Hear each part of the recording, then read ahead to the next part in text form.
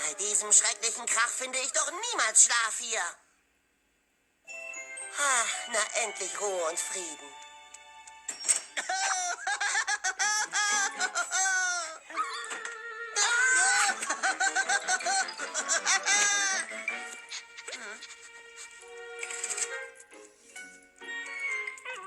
Und diesen Ball nehme ich auch noch, Mrs. Twombly. Oh, eine gute Wahl. Diese stacheligen Bälle sind gerade sehr gefragt.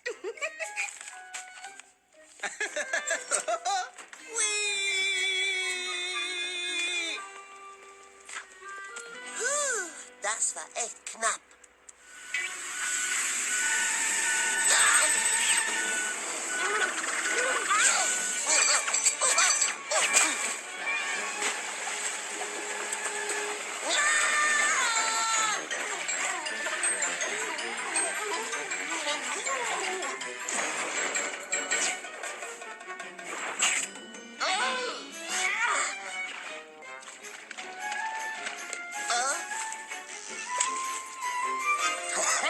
Da ist ja schon wieder ein Seeigel.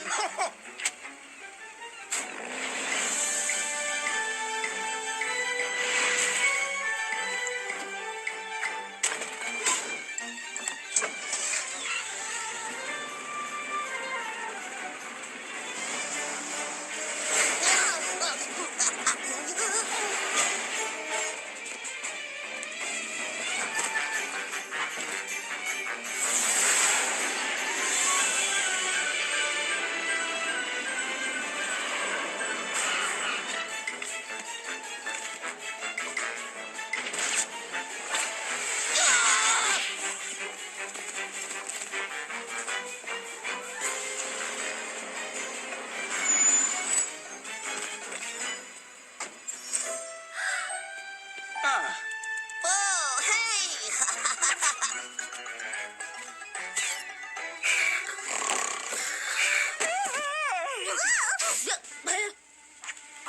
Ach, Russell, wie soll man denn bei deinem ganzen Unfug bloß vernünftig schlafen können?